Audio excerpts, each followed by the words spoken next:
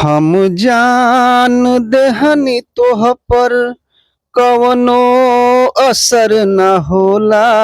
जा जा ए बेवफा अब इंसाफ करी है भोला। हम जान देहनी तोह पर कवनो असर न होला। जा जा ए बेवफा अब इंसाफ करी है भोला।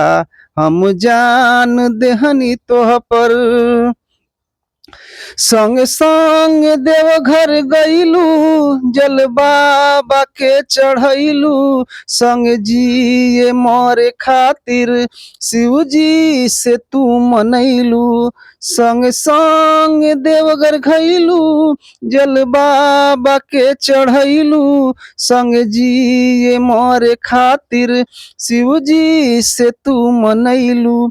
हमें दर्द दिहलू इतना ना माफ करिहे भोला। जा जा ए बेवफा अब इंसाफ करिहे भोला। हम जान देहनी कतना कौनो असर न होला। जा जा ए बेवफा अब इंसाफ करिहे भोला। हम जान देहनी तोह पर।